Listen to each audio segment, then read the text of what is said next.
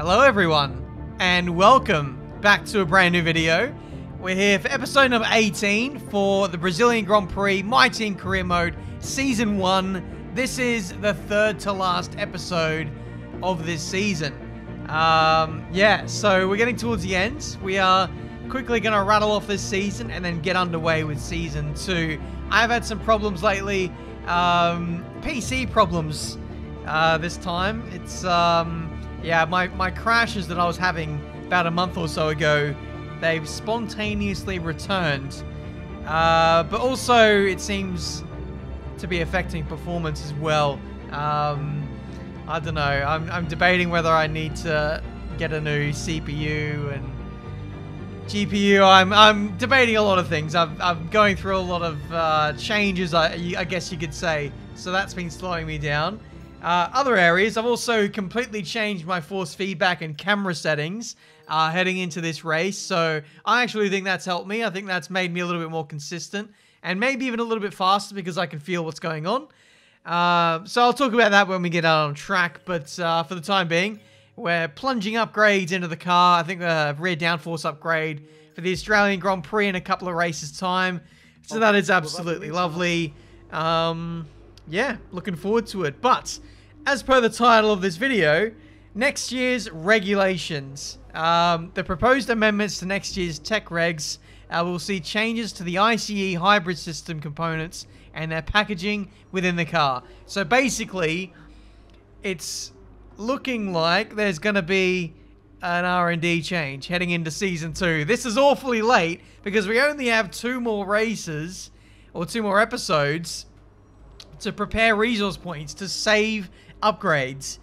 This is the first I've heard of it. So, yeah, some of you guys did warn me in the comments, and I thought, oh no, there's no way. It's way too late to be consolidating upgrades. But here we are. We're going to have to spend all of our resource points in the next episode, saving all the engine upgrades we've done this season. And there are a lot of them. Anyway, Friday practice was actually pretty good for us. We got inside the top 10. Through the first part of the weekend, I was still getting used to the wheel settings, but I was quite convincingly ahead of my teammate there, which is absolutely lovely to see. So already off on the right foot. Yeah, very happy having made the switch to much stronger settings. My wheel can handle it, my rig can handle it. I've now just got to bulk up and handle it myself, I guess. Anyway, time for quali.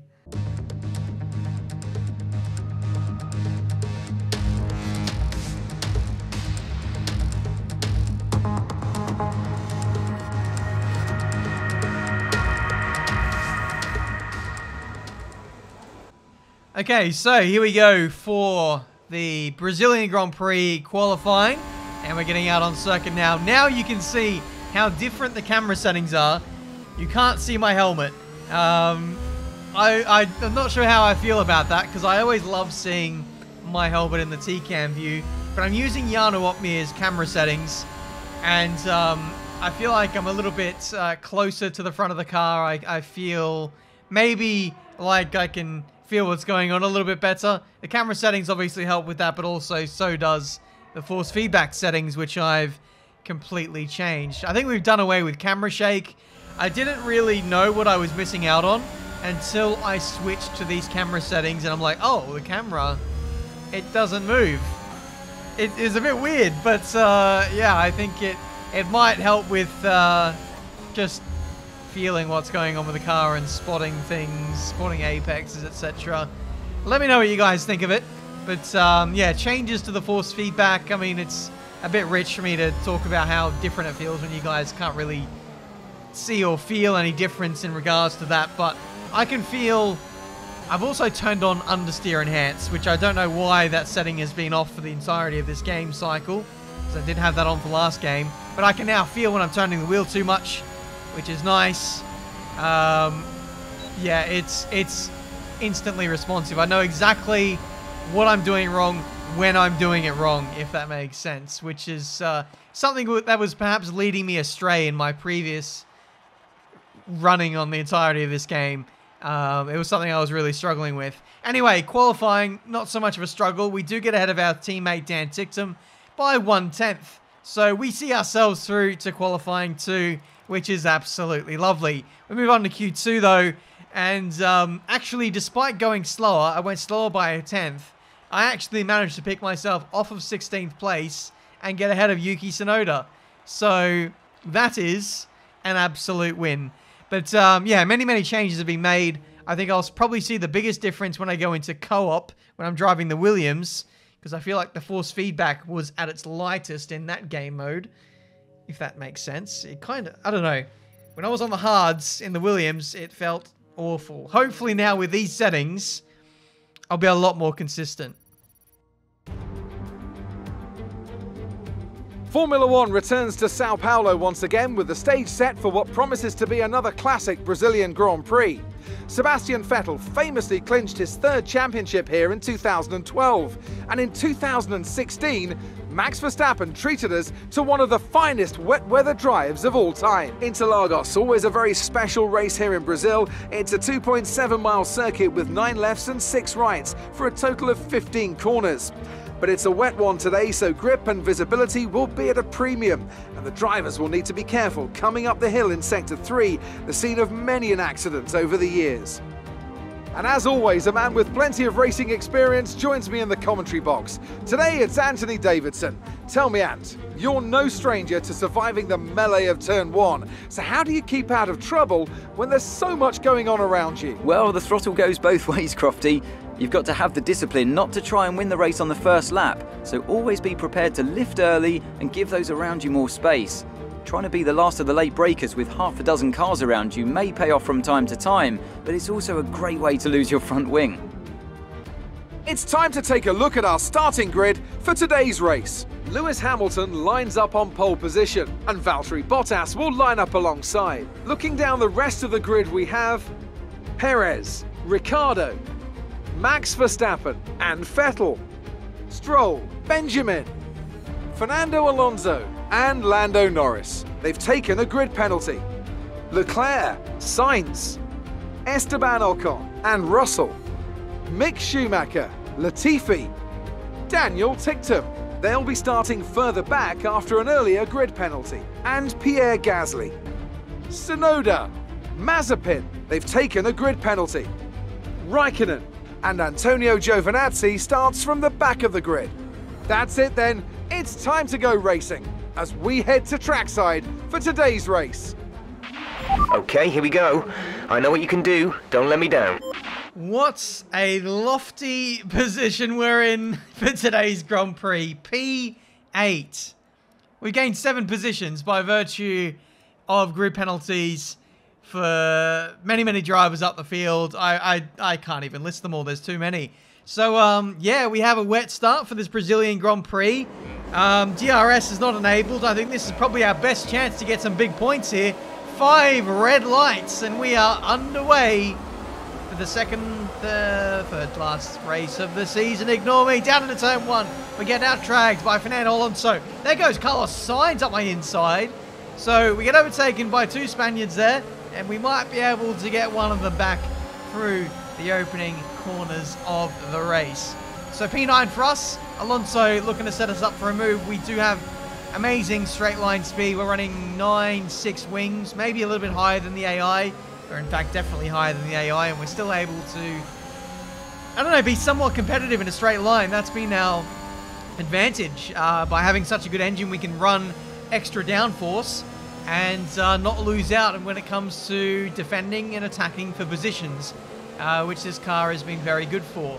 So yeah, I rate my chances in this one. Brazil is a circuit which you need a good engine for, especially on that start-finish straight. So we'll be utilizing that where we can and making up for lost ground through the middle sector with our higher downforce. I was decently pacey in the dry, but in the wet, I imagine we might be even more competitive, because in the race we are always more competitive, and in the rain, I don't know, sometimes it's been patchy for the AI, sometimes they can be quite slow, so we're going to make the most of this.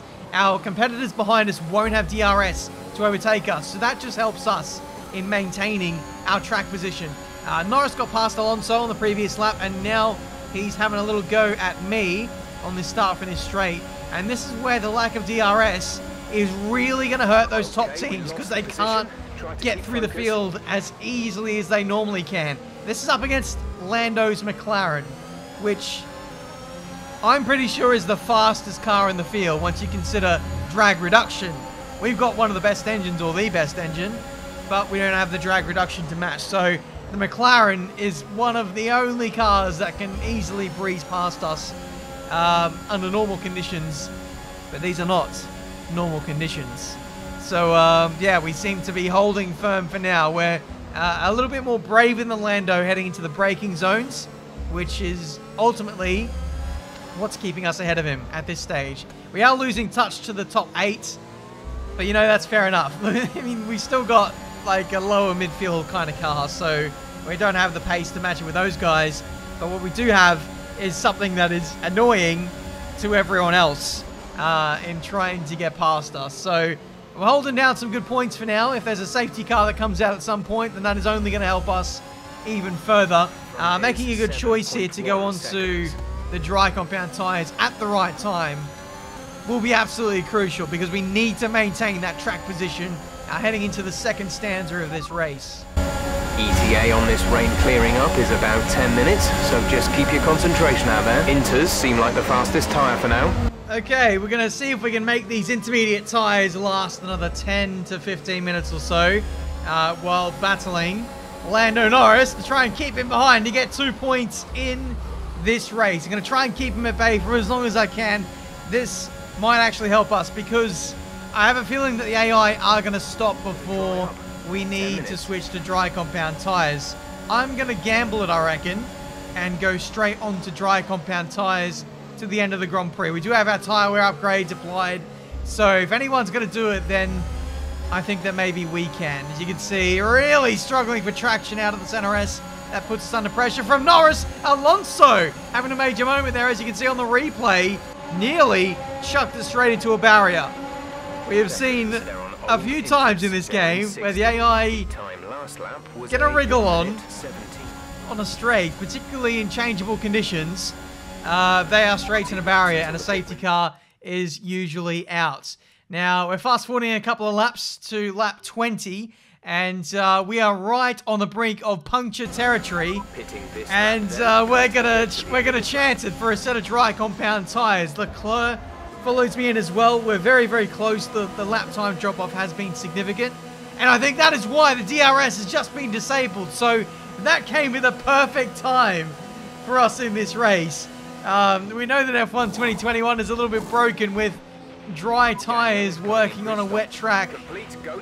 Spoiler, it's actually not a wet track, it's just visually wet, when in actual fact it's dry, which is something that Codemasters really need to work on.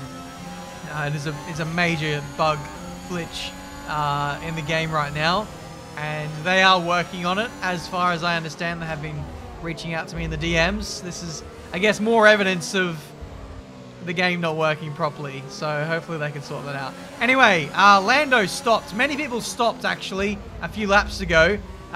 You didn't see that footage because my game crashed. Yeah, and I lost that footage. But yeah, we have essentially gained a pit stop on those around us, and we're seemingly only fighting Leclerc and Stroll at this point for the rest of the Grand Prix. So, we're looking pretty good at this stage. Maybe Leclerc and Stroll stayed out. I actually can't remember. I think they did. They stayed out on the Inters and went straight to dry compound tyres like I did. Perez is in for his pit stop. That is very early on those soft compound tyres. Or is it late from the... I think it's late from the Inters. Anyway, we're fighting away with the Ferrari here. Try and hang on to whatever track position we can get now. There's only 13 laps to go in this race, and again, this tyre stint is going to be a major stretch getting these to the end. Again, I am going to try and go to the end on these tyres. There might be some cars who actually make another stop in this race for fresh soft compound tyres, so keep an eye out for that. As you can now see, the track is starting to dry out. There's a yellow flag. Oh, it's the person behind me. It's Charles Leclerc. He's gone in backwards into the middle sector, and this is why. I think he's made contact with us. We ran wide at the second part of the right-hander, and he's just driven into us like we're not even there. That is a major blunder from the Ferrari driver. We're just minding our own business. It's the onus is on the car behind to not run into the person ahead of you, and that's exactly what he's done. I'm not sure. I don't think he's got any front wing damage. It was just awkward contacts on the car while it was loaded up that sent him into a spin. So he might be able to recover, but he has lost about 5, 6, 7 seconds there in trying to recover there. But yeah, there we go. We still maintain P6 in this race. Lance Stroll is now caught up and is trying to overtake us around the outside into turn 1, but to no avail. He remains in P7. Meanwhile, his teammate, Charles Leclerc's teammate Carlos Sainz, getting around the outside of Lance Stroll, who was too busy getting caught up trying to pass me. He's now been overtaken himself, and now I have another Ferrari to defend from for the rest of this race. Meanwhile, getting called in by Jeff for an absolutely stupid strategy. We will be swiftly ignoring that, as we want to finish as high up in this race as we can. P6 is the aim, but Carlos Sainz is looking to take that away from us, and here he goes round the outside of us down into turn number 4. We get, oh my god, we get too close. We made contact with the left rear tyre, and somehow there's no front wing damage received on our part. Charles Leclerc dives it in to the pit lane for a new set of tyres, as does my teammate, while all that was happening with Carlos Sainz. And that battle was futile because Sainz, Ricciardo, and the race leaders have all made their pit stops. So, yeah, very, very short run for the race leaders on their softs. Only did about 8 or 9 laps, and we are going to stretch it for the full 15 or 16. You can see we're really ragging these tyres around now. We're trying to pull away from Lance Stroll, who is now having car issues. There's some kind of mechanical drama that's holding him back, and Carlos Sainz is catching him massively, so much so to the point that he's now on him. He was 11 seconds behind him, and now he's on him.